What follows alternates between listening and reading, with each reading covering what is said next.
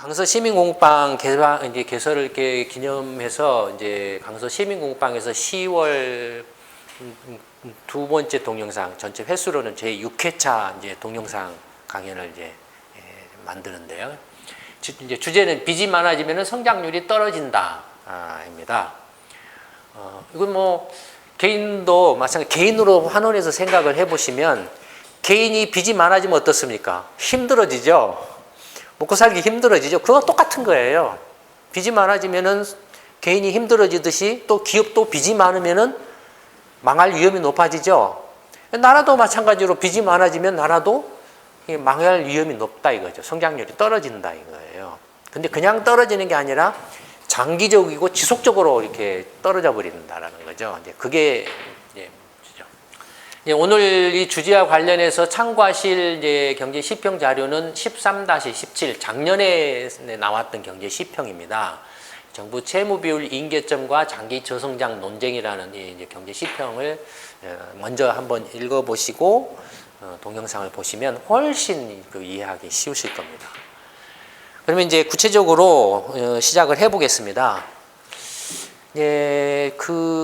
작년에 갑자기 이제 문제가 하나 터졌어요. 어떤 문제가 터졌냐면은 이제 2010년에 하버드 대학의 로거프 경제학과 교수하고 라인하트 행정학과 교수 두 사람이 이제 실증 분석 논문을 하나 발표를 했습니다. 2010년에. 근데 그 논문 주제가 뭐냐면은 채무가 이렇게 늘어나는 시기에 있어서의 경제 성장이라는 제목입니다. Growth in a time of debt 이렇게 돼 있는데, 그러니까 채무가 이렇게 급증하는 시기에 있어서 경제 성장은 어떻게 될 것인가, 뭐 이런 뉘앙스의 이제 제목이죠. 이런 논문을 실증 분석한 논문 내용이 뭐냐면은, 이 논문의 내용이 뭐냐면은 1946년부터 2009년까지, 그러니까 2010년이라고 치면은 거의 한 55년 동안인가요? 55년 동안에 20개국 선진국을 대상으로 해서 경제 성장률하고 정부 채무 비율 간의 상관관계를 분석을 했습니다. 한 55년에 걸쳐서 20개국을 대상으로 해가지고 정부 채무가 많은 나라, 뭐 조금 많은 나라, 중간 정도의 나라, 적은 나라, 없는 나라 이렇게 나눠가지고 정부 채무가 많은 나라는 경제 성장률이 얼마였는가 평균적으로, 정부 채무가 조금 많은 나라에는 성장률이 얼마였는가 이렇게 실증적으로 딱 이렇게 한번 분석을 해봤어요. 이 사람들이 분석을 해봤는데 결론은 뭐였냐면은 정부 채무 비율이 90%를 넘으면, 그러니까 GDP가 100이라고 하면 정부가 진 빚이 90이에요. 그럼 그거 정부 채무 비율이 90%라는 말이에요. 그러니까 정부 채무 비율은 이제 GDP를 기준으로 해서 이제 정부가 진 빚을 말하죠. 정부가 진 빚은 기본적으로 대부분 이제 국채를 발행한 거죠. 그래서 이제 정부 채무 비율이 90%를 넘으면은 그 90%를 넘기 전까지는 경제 성장률이 이렇게 그런 대로 괜찮게 오다가 정부 채무 비율이 이렇게 90%를 넘어가는 순간 툭 떨어져 가지고 장기적으로 이제 성장률이 이렇게 아주 저성장 침체에 빠진다라는 이렇게 빠지게 된다라는 그런 결론을 얻었다 이거예요. 이런 실증 분석을. 근데 이게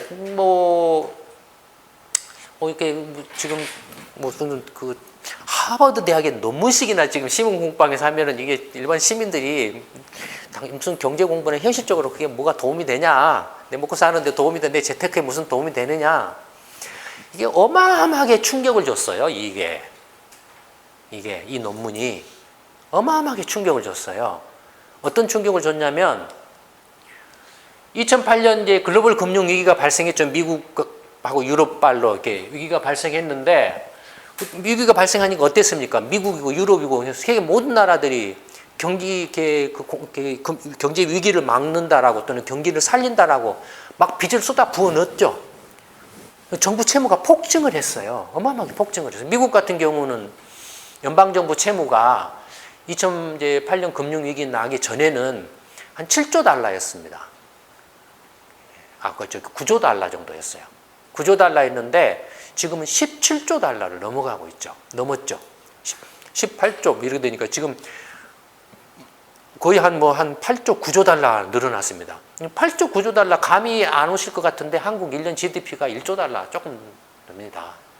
그러니까 지난 한 7년 가까이 2008년, 9년, 10년, 11년, 12년, 13년, 14년 아이고 손발까지 해야 되네.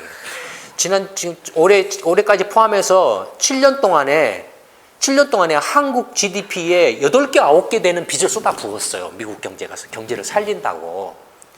한국 경제가 세계 10, 한 3, 4위 정도 되죠. 그러니까 결코 작은 게 아닙니다. 어마어마한 경제 규모예요.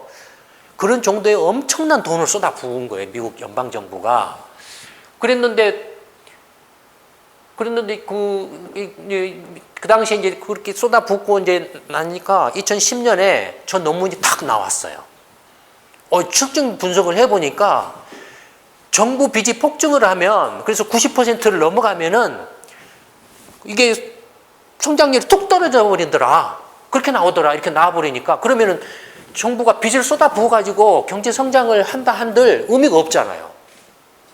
빚이 90%를 넘어가 버리면 100% 경기 부양한다고 100%, 120%막 경기를 살린다라고 빚을 쏟아붓는데 조사를 해봤더니 90%가 한계점이더라 이거예요.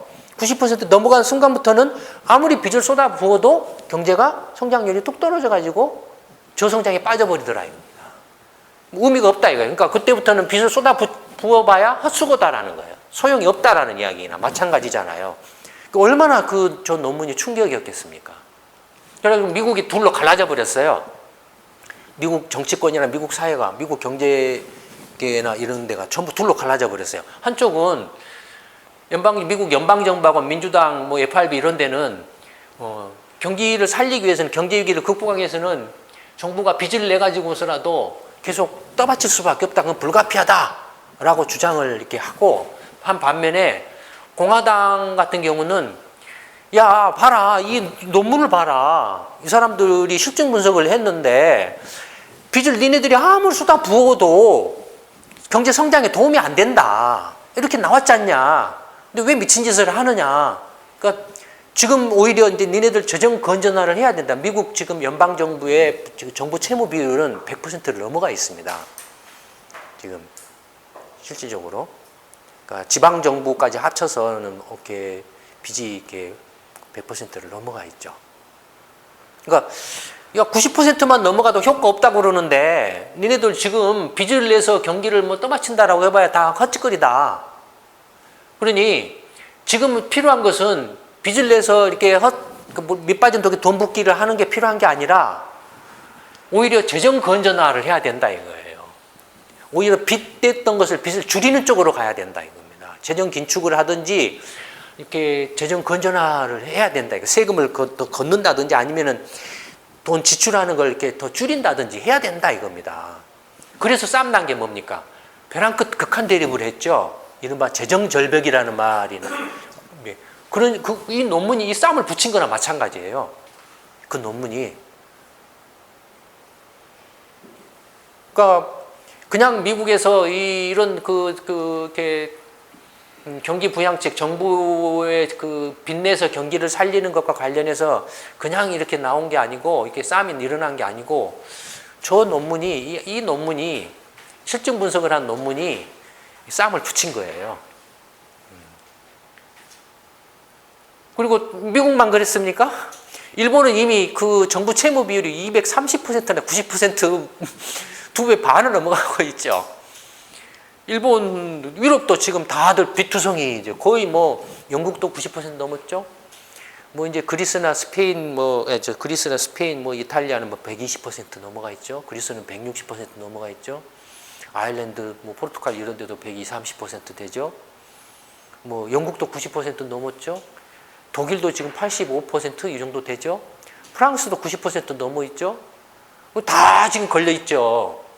그러니까는 저 논문이 딱 나오니까는 난리가 난 거예요. 일본이나 영국이나 유럽 이런 나라에서 야 이거 어떻게 해야 되느냐 그러면 가만히 그냥 경제 위기가 발생해서 이렇게 난리가 났는데 그러면은 팔짱 끼고 가만히 있어야 되느냐. 빚 내 가지고 경기 살린다라고 해봐야 다 헛소용인데 헛짓거리라는데 이게 어떻게 해야 되느냐고 난리가 난 거예요.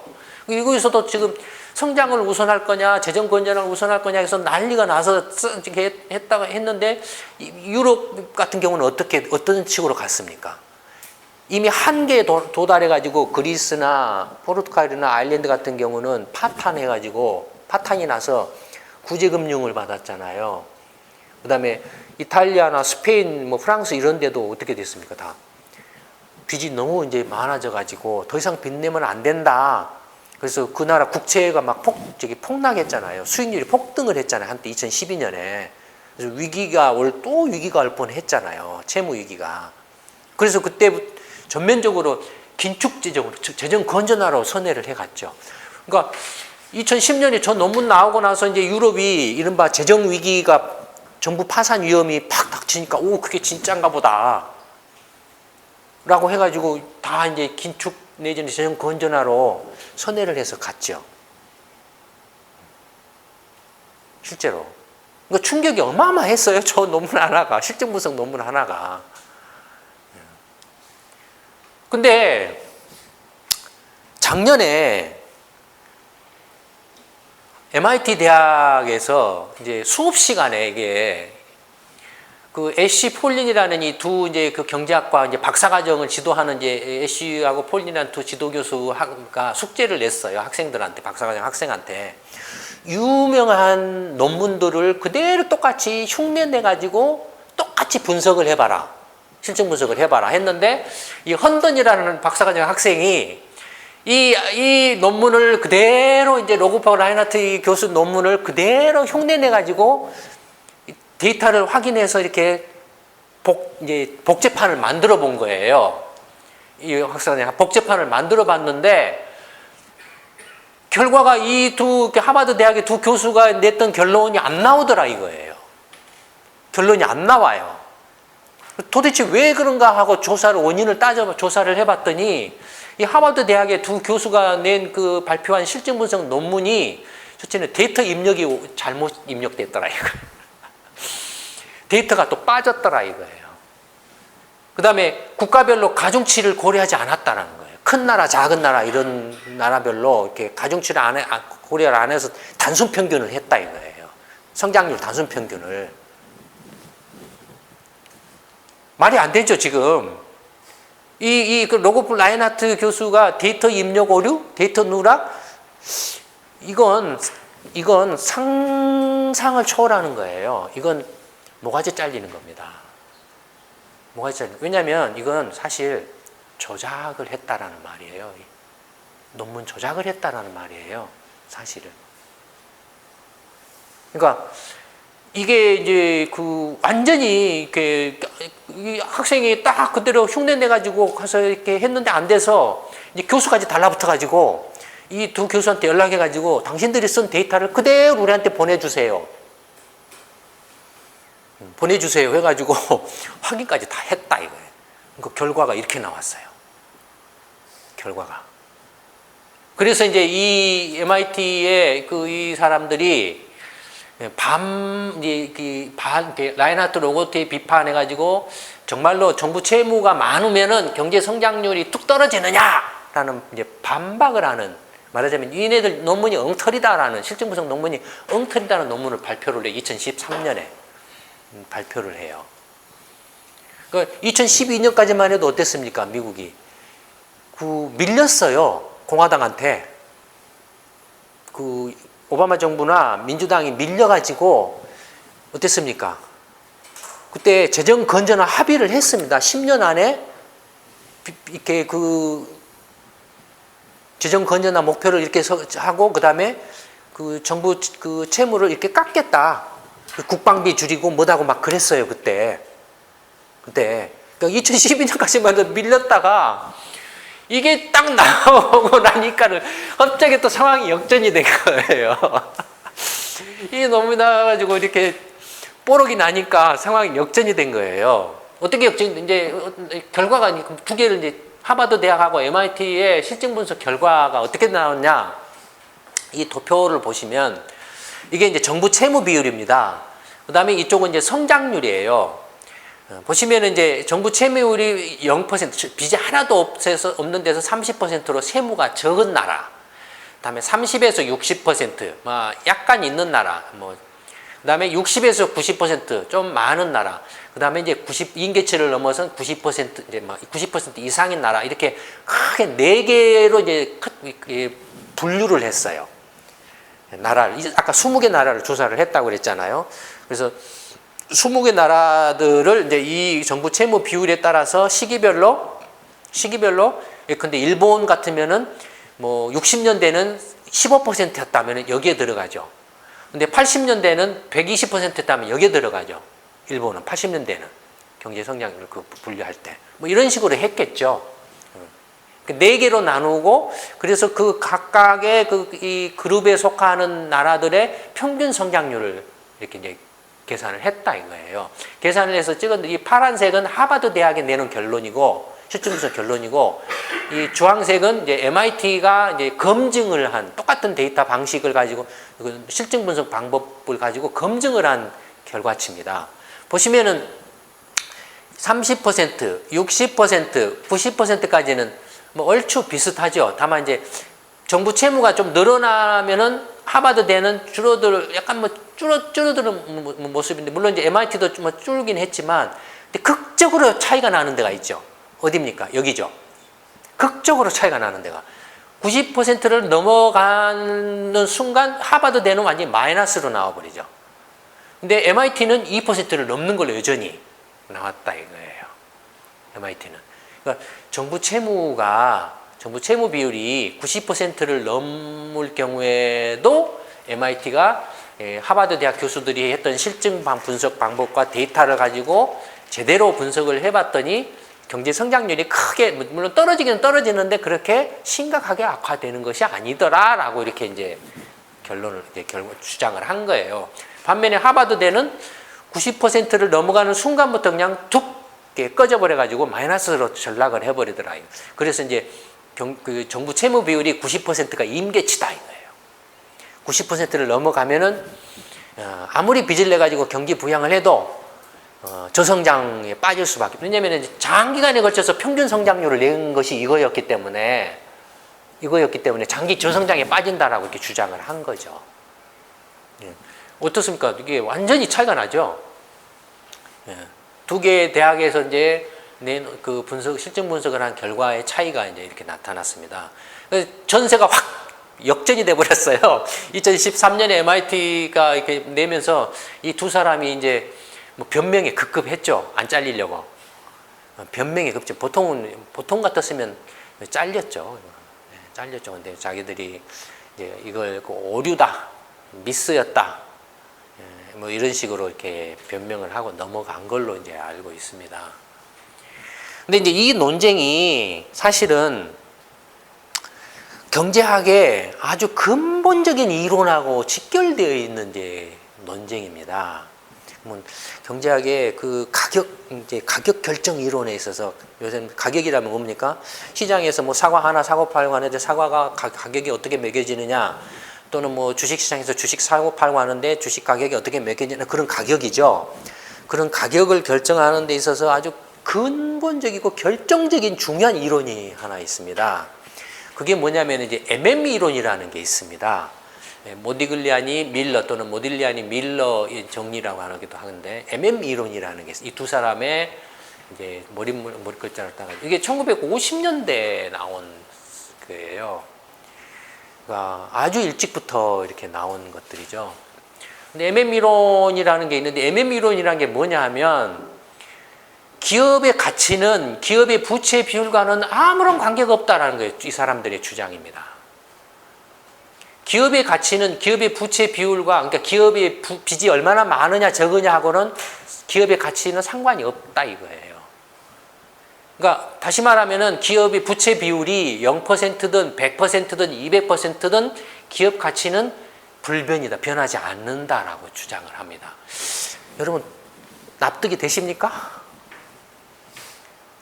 납득이 되십니까? 빚이 많으면 개인도 힘들고 막 헉헉대죠. 파산하죠. 기업도 빚이 많으면 어떻게 됩니까? 망하죠. 근데 이 사람들이 이런 주장을 해요. 근데 이게 경제학의 가격 이론의 토대를 이룹니다. 이게 어마어마하게 중요한 이론입니다. MM 이론이. 일반 상식적으로 생각하는 것하고는 납득이 안 되죠. 도대체 이게 뭔 소리야? 예를 들어서 이걸 기업의 가치를 하면 그 경제라고 하고 경제 성장이라고 치고 기업의 부채 비율은 정부 채무라고 치면 똑같은 말이 되죠. 경제 성장률은 정부의 채무 크기와는 아무런 관계가 없다. 정부 채무가 0%든 100%든 200%든 경제 성장률은 영향을 받지 않는다는 말하고 같죠. 누구 주장하고 지금 맞죠? 이건 MM 이론은 앞에서 MIT의 주장이죠. 그러니까 하버드 주장은 지금 하버드의 이 실증 분석 결과는 이 MM 이론을 정면으로 거스르는 주장이었죠. 경제학의 가격 이론에 아주 그 토대가 되는 이 MM 이론을 부정하는 주장이었죠. 이게 하버드대 실증 분석 결과는. 그러면은 그런 실증 분석이 나왔다라고 하면 그 하버드대 두 교수가 이 이론을 정말로 제대로 정확하게 이해를 하고 있었더라면 우리 실증 분석을 했는데 결과가 이렇게 나왔네? 이건 뭔가 이상한데라고 한 번쯤은 생각을 했어야 된다 이거예요. 근데 제가 보기에는 이 이론의 의미를 정확하게 이해를 못하고 있었던 것 같아요. 그러다 보니까는 이게 90% 넘어가면 이게 성장률이 툭 떨어져. 이거 여기저기 다니면서 강연하고 다녔다 이거예요. 강연료도 짭짤하고. 어쨌든 이 MM 이론이 이런 건데 그러면 도대체 이제 그러니까 이제 MM 이론이라는 건 뭐냐면 이게 이제 가로축을 도표로 보이는 가로축을 부채 비율이에요. 세로축은 기업 가치예요. 또는 이제 가로축은 경제 성장률, 정부 채무 비율, 세로축은 경제 성장률 이렇게 해도 됩니다. GDP, 기업 가치는 GDP 이렇게 하면 되죠. 그러면은 로고프, 라인하트, 하버드대 교수들의 주장은 뭐냐면 부채 비율 또는 정부 채무 비율이 90%까지는 경제 성장률이 그런 대로 유지를 그대로 해오다가 90%를 넘어가는 순간부터 이렇게 툭 떨어진다는 거죠. 이게 이제 하버드대 교수들의 실증 분석의 주장이죠. 그림으로 표현하면. 근데 MM 이론은 뭐냐면은 정부 채무 비율이 됐든 기업의 부채 비율이 됐든 부채가 0%든 90%든 200%든 기업의 가치나 GDP 성장은 이렇게 변함 없이 일정하다 이겁니다. 영향을 안 받는다. 빚이 많든 적거든 많으냐 적으냐 관계없이 일정하다 이겁니다. 여러분들 우리 대학생들이나 대학원생 왔으면 제가 여기서 질문을 하나 했을 거예요. 근데 지금 일반 분들이니까 질문 안 하고 넘어가겠습니다. 어떤 질문을 제가 만약에 우리 대학생이나 대학원생이 한 사람 있는데 이미 어떤 질문을 제가 하냐면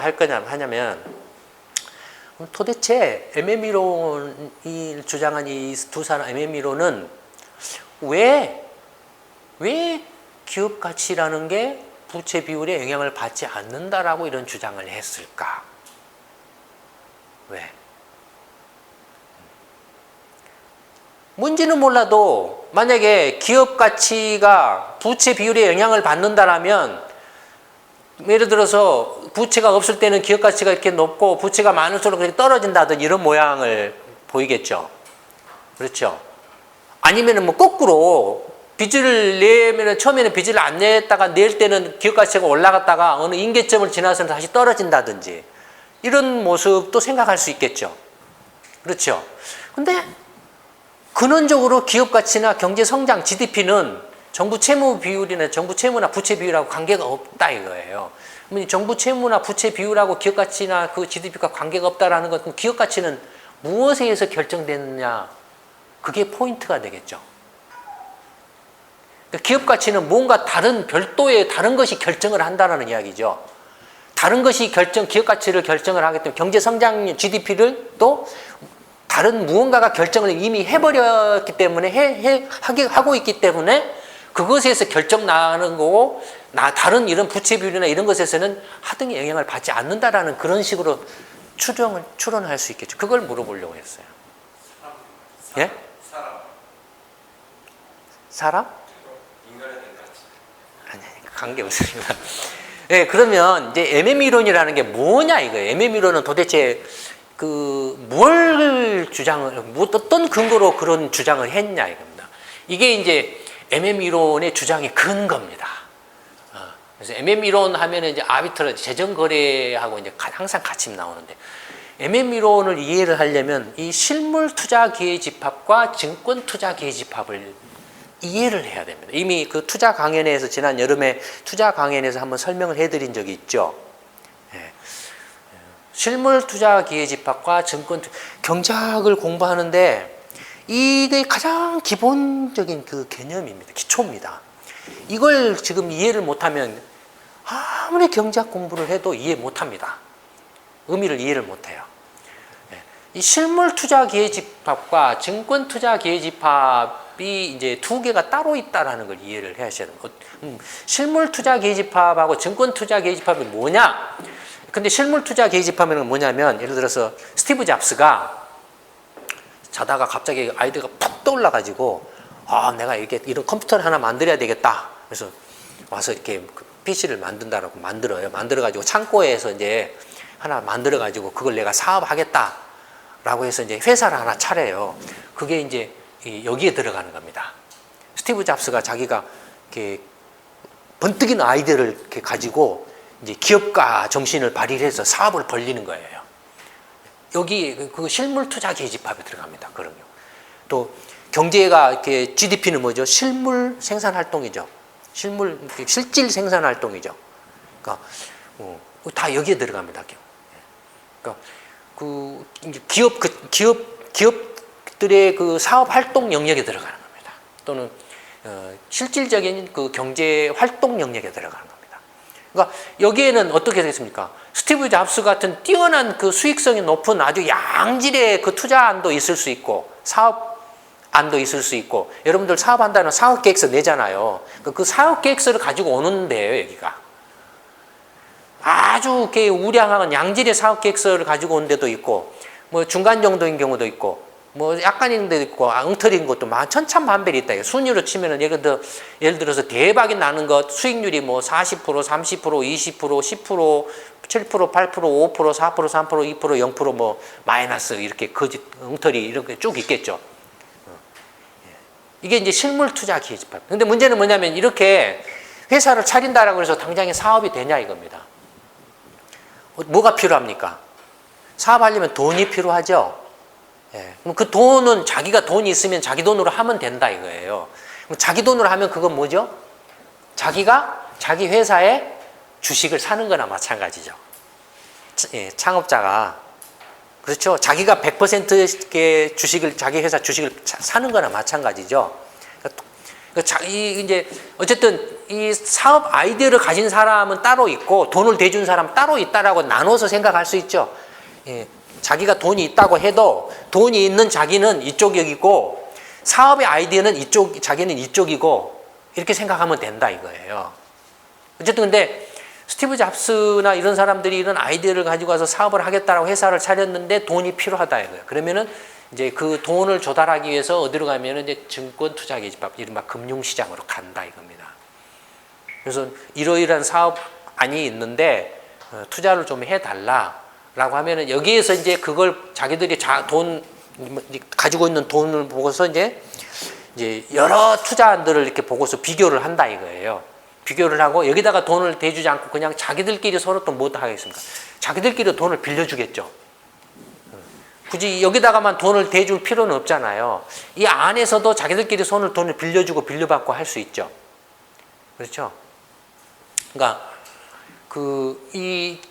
이쪽에 와서 이제 투자를 해달라고 한다 이거예요. 그럼 여기 있는 사람들은 돈을 가지고 있는 사람들이, 내가 이 스티브 잡스한테 스티브 잡스가 발행한 주식을 사줄까?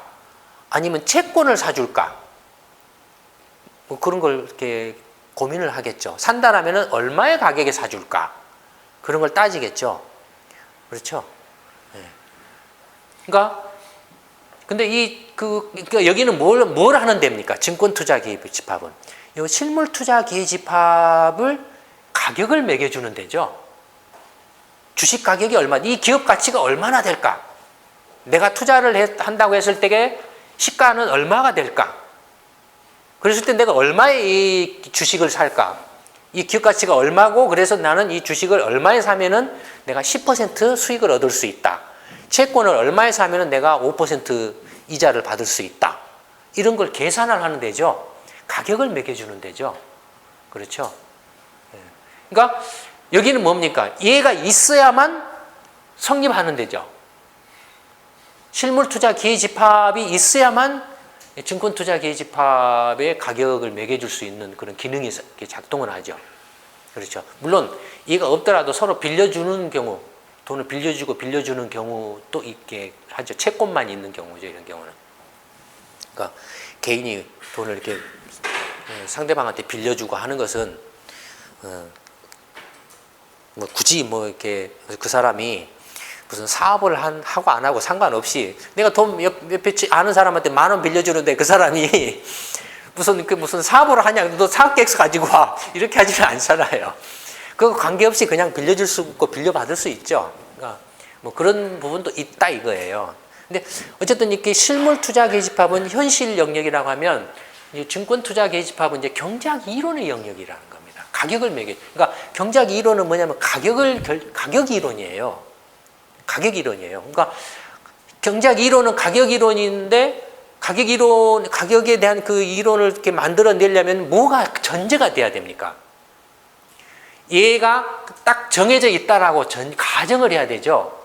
왜냐하면 얘가 고정되어 있지 않으면 가격을 평가를 할 수 없잖아요. 가격은 뭡니까? 여기 실물투자기회집합에 근데 100개 사업안이 있다. 사업계획서가 있다. 100개가 딱 고정되어 있으면 그 100개 중에서 1번부터 100번까지 딱 사업계획서를 놓고 상대적으로 어느 것이 더 좋고 나쁘고 이렇게 상대적으로 평가를 하겠죠. 그래서 전체적으로 1번부터 50번까지는 내가 그래도 투자를 해줄 수 있어. 50번째는 예상되는 수익률이 한 10%야. 근데 51번째는 저게 예상되는 수익률이 4%로 툭 떨어져서 이것은 내가 그럴 것 같으면은 여기서 그냥 빌려주는 것만 해도 5% 이자를 받는데 그건 내가 돈을 투자를 해줄 수가 없어. 그 투자를 안 한다 이거예요. 이렇게 여기에서 실물투자기회집합이 딱 확정되어 있어야만 가격을 매겨줄 수 있다 이거예요. 상대적으로. 얘가 확정되어 있다라고 가정을 해야만. 무슨 이야기인지 아시겠습니까? 100개면 100개 속에서 이제 그 100개를 가지고 상대적으로 평가해서 그 중에 50개가 투자가 되고 50개는 기각이 되고 50개의 상대적인 가격이 쭉 이렇게 매겨진다 이거예요. 이론이 그렇게 만들어진. 근데 만약에 이게 확정이 안 돼 있으면 뭐 100개였다고 했다가 가격을 매기려고 했더니 갑자기 90개로 줄어버렸다든지 그럼 다시 해야 돼요. 또 반대로 110개가 되면은 또 다시 해야 돼요. 그러니까 가격을 매길 수가 없어요. 얘가 자꾸 변해버리면. 그러니까 경제학 이론은 뭘 가정하냐면 실물투자계집합은 이미 고정되어 있다. 정해져 있다.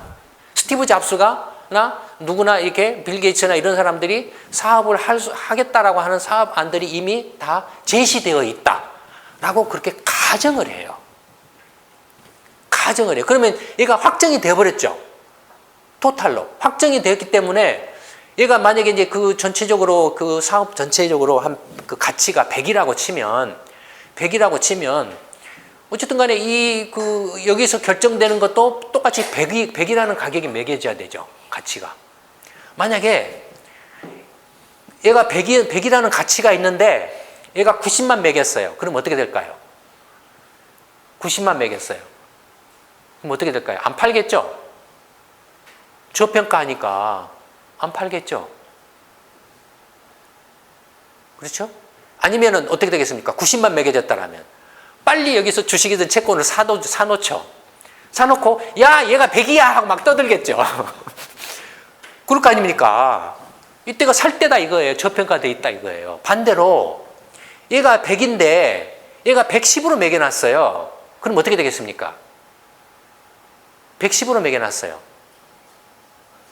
응? 네, 빨리 팔아야죠. 이때는 빨리 팔아야죠. 이거 100짜리인데 또는 반대로 얘가 100인데 얘가 90밖에 안 돼요. 그러면 어떻게 하죠? 90에 얘를 사버려요. 사가지고 얘를 그냥 팔아버려요. 90에 얘를 산다는 건 뭐죠? M&A죠. 기업 인수합병이죠. 그 실물 기업을 직접 사버려요. 싸게 사버린 거예요. 사가지고 그 기업을 쪼개버려요. 100 가치만큼 쪼개가지고 그냥 나눠서 땅 기업이 가지고 있는 땅이 많다. 근데 땅값을 제대로 반영 안 해가지고 이렇게 싸게 매겨놨다 하면은 어떻게 하면은 그 기업 주식을 왕창 사가지고 그 기업을 땅을 팔아버려요. 그러니까 그건 뭡니까? 이 두 개의 집합 간의 아비트라지. 같아야 돼요. 두 개가 항상. 같지 않으면은 시세 차익이 이 위험이 하나도 없는 무위험 시세 차익이 생긴다 이거예요. 위험이 없는 무위험 시세 차익을 영어로 아비트라지라고 합니다. 한국말로 번역되기는 재정거래 기회라고 하죠. 재정거래라고 하죠. 그러니까 MME로는 뭘 전제로 하냐면 실물 투자 기회 집합은 정해져 있다라는 걸 전제로 합니다. 그러니까 실물 투자 기회 집합은 딱 고정되어 있기 때문에 이미 여기서 그 기업의 가치는 결정이 나버렸어요. 이미 여기에서 결정이 나버렸어요. 결정이 나버렸기 때문에 100이면은 여기서도 주식으로 돈을 100을 조달을 하든 채권으로 빚을 이렇게 100을 조달, 채권으로는 뭐 100을 조달하면 뭡니까? 부채로 조달한다는 거죠. 은행에서 빌려가지고 대출을 받아가지고 조달한다, 100을 조달을 하든 그건 부채잖아요. 그러니까 여기서 이미 기업의 가치는 이미 확정되어 있기 때문에 이 확정되어 있는 기업의 가치가 여기서 확정되기 때문에 여기서 아무리 뭐 부채가 0% 은행에서 뭐 대출을 안 받으면 대출로 하든 아니면은 50%를 대출로 뭐 빚으로 하든 100%로 빚으로 하든 이 관계가 없다 이겁니다. 이 기업의 가치는. 근데 이게 그러니까 MM 이론, 그래서 이제 MM 이론이 그 앞에 이해되십니까? 기업의 가치는 이미 실물 투자 기회 집합에서 확정이 되어 있기 때문에 증권 시장이나 증권 투자 시장 또는 금융 시장에서 그걸 돈을 필요한 자금을 어떤 식으로 조달하느냐 이게 영향을 미치지 않는다 이거예요. 관계가 없다 이거예요. 이게 MM 이론의 핵심이죠. 이해되십니까? 어렵습니까? 그러니까 다시 이제 알기 쉽게 또 다 되풀이해서 말씀을 드리면 MM 이론에 의하면 기업의 가치 또는 경제 성장률이란 경제 전체의 창의적 혁신과 기업가 정신에 의해서 이미 결정된 것이다 이거예요. 실물 투자 기회 집합에서 이미 결정이 나 있다 이거예요. 애플의 기업 가치는 뭐 만이다라고 하루에 딱 이렇게 정해놓고 그러면 그 만이라는 기업에 대해서 내가 얼마의 돈을 빌려줄 거냐, 얼마만큼 돈을 빌려줄 거냐, 또는 필요한 자금을 이렇게 부채로 조달할 거냐, 주식으로 조달할 거냐 하는 하등의 관계가 없다 이거예요. 100%를 주식으로 조달하면은 자기 자본으로 조달한 거죠. 그렇죠? 근데 50%는 회사채로, 50%는 주식으로 하면 부채 비율이 50%가 되겠죠. 그 다음에 모조리 다 회사채로 자금을 조달하면 부채 비율이 100%가 되겠죠. 근데 기업 가치는 여전히 만이에요. 스티브 잡스의 기업의 가치는. 그렇죠? 그러니까 부채 비율이 0%든 50%든 100%든 기업의 가치는 관계가 없다 이거예요. 이미 이 기업의 그 스티브 잡스의 혁신적인 아이디어나 기업가 정신에 의해서 이미 만이라는 기업의 가치가 결정나 있기 때문에 결정되어서 이건 만의 가치를 갖는 기업입니다라고 해서 시장에 와 있기 때문에 좀 켜주세요. 시장에 와 있기 때문에 좀 켜주세요. 와 있기 때문에 이렇게 딱 고정돼서 이렇게 주어진 거기 때문에 그러니까 그 정부 채무 비율이 많다 적다 하는 것은 하등의 경제 성장률에 영향을 미치지 않는다 이거예요. 그러니까 그런 점에서 보면은 이게 하버드 대학의 논문은 이 MM 이론을 완전히 이렇게 부정한 거죠. 그러니 어떻게 됐습니까? 그 결과는 사기극에 가까운 한바탕에 소동으로 끝나고 창피를 당하고 끝난 거죠. 이따가. 그러니까 근데 문제는 뭐냐면 현실적으로 아까 처음 시작할 때 말씀드린 거 현실적으로 빚이 많으면 개인이 힘들고 또 기업이 빚이 많으면 망하는데 나라도 빚이 많으면 망하는 거 아니냐. 근데 MM 이론이 기업 가치가 정해져 있다라고 하는데, 그래서 빚이 많고 적고가 관계가 없다라고 하는데, 그게 좀 말이 현실적으로 좀 현실하고 좀 개인적인 어떤 감이나 이거하고 맞지 않지 않느냐라고 이렇게 좀 이렇게 생각할 수 있겠죠. 근데 그렇지 않다 이겁니다. MM 이론을 역으로 생각을 해보면, 역으로 이렇게 해석을 하면,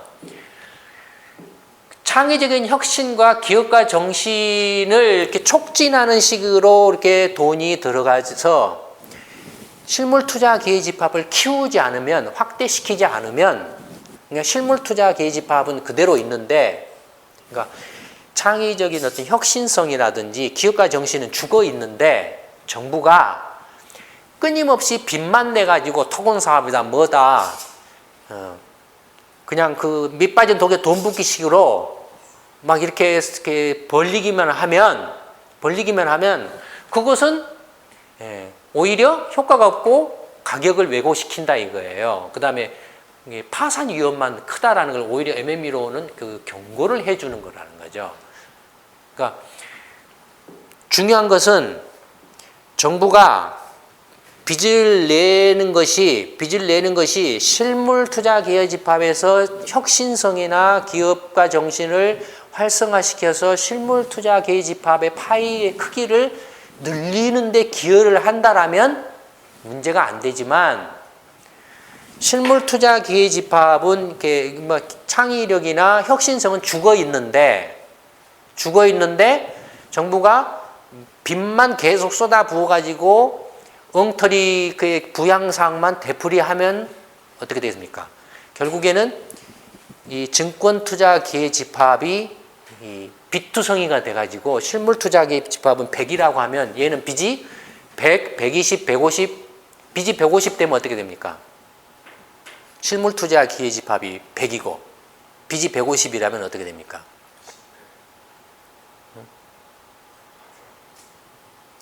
150이면 팔아야 된다고 그랬는데 팔 수가 없잖아요. 누가 그 100짜리를 150에 누가 주고 사겠습니까? 아무도 살 사람이 없죠. 안 사면 어떻게 되죠? 파산하죠. 그러니까 그렇다 이겁니다. MM이론이 주는 그 의미가 굉장히 중요하다라는 겁니다. 그러니까 현실적으로 개인이든 기업이든 나라든 내가 빚을 내 가지고 내가 돈을 벌 수 있는 그 빚낸 돈을 쓰지 않으면, 수익을 낼 수 있고 빚을 갚을 수 있는 방식으로 이렇게 뭔가 투자를 하지 않으면 나는 빚만 남고 결국에는 내가 이렇게 얻어들일 수 있는 실물의 가치는 제로가 돼서 내가 망한다 이겁니다. 기업이 망한다 이거예요. 또는 나라도 망한다 이겁니다. MM 이론이 주는 그 의미하는 바가 굉장히 중요하고 그러니까 이렇게 보면은 MM 이론에 의하면 경기를 활성화하는데 꼭 돈이 필요하다라고 생각하십니까? 돈이 있어야만, 돈을 빚을 내서 빚을 쏟아 부어야만 경기를 살릴 수 있다라고 생각하십니까? 경기를 살릴 수 있는 근원은 뭐라고 그랬죠? 혁신성과 기업가 정신이라고 그랬죠? 근데 그 혁신성과 기업가 정신을 살리는데 돈이 꼭 필요합니까? 나중물 정도는 필요하겠지만 전체적인 건 아니고. 그렇죠. 스티브 잡스가 내가 돈이 없으니까 나는 이렇게 생각 안 해. 아이디어가 없어. 이렇게 해서 했습니까? 아니죠. 그렇죠. 대한민국이 대학이나 대학원을 나오는 젊은이들이 모조리 다 공무원을 지망한다. 공기업을 희망한다. 취업을. 이런 거죠. 이런 것들이 혁신성과 기업가 정신을 확 죽여버린 거죠, 지금. 이런 거 백날 돈을 쏟아 부어봐야 의미가 없습니다, 이런 것들은. 밑 빠진 독에 돈 붓기가 되는 겁니다. 마찬가지로 4대 강이다 뭐다, 무슨 GTX다 뭐다 하는 것들이 그게 정말로 그 실물 투자 기회 집합의 가치를 늘리는 혁신성과 어떤 그 기업가 정신을 활성화시켜서 가치를 늘리는데 기여하지 못하는 모든 것은 의미가 없다 이겁니다. 그걸 말하고 있는 거죠, 지금 MM 이론은. 오늘은 조금 그 경제학에 아주 그 중요한 그 이론을 빌려서 경제 성장률과 정부 채무 간의 관계에 대해서 설명을 했습니다. 아마 경제학에 대한 기본적인 좀 그 지식이나 식견이 약간 좀 부족하신 분들은 다소 조금 이해하시기 힘들지는 모르겠지만, 이해하기 힘드신 분들은 이 공부방, 이 동영상을 강연하는 공부방에 여러 번 가서 되풀이해서 들어보시기 바랍니다. 근데 이거 굉장히 중요한 이야기고, 경제를 내가 이해하는 데 있어서 아주 필수적인 그런 내용들입니다. 예. 오늘 강서 시민공부방 동영상 촬영은 이걸로 마치도록 하겠습니다. 예. 고맙습니다.